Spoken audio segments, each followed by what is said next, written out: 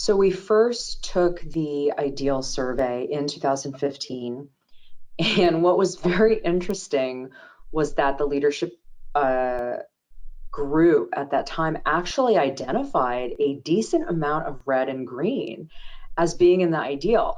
Now, I had actually been familiar with human synergistics in my prior companies. So I was excited when I joined in 15 because when you're new, everything is difficult. And I thought, oh, thank goodness, at least I know the circumflex. But I was a little bit confused by the amount of red and green behaviors that were perceived as ideal.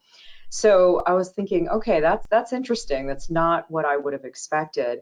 But in acknowledging the desire for more success and a change in leadership, we consulted with Mary and said, you know what?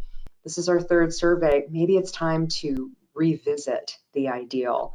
And with this second ideal, I'll tell you, it shifted dramatically. So when we talk about leadership, presence, support, and commitment, not only is it necessary in the actual execution of the survey, the sharing of the results, and the work on action planning, but in this case, it significantly impacted the ideal itself. And red and green are almost invisible on the new 2022 ideal.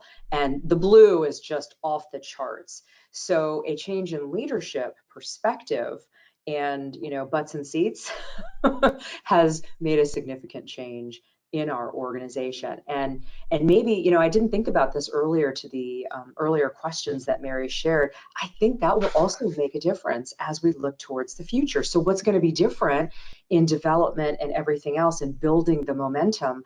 The top leadership is very different now in 22 than it was in 15.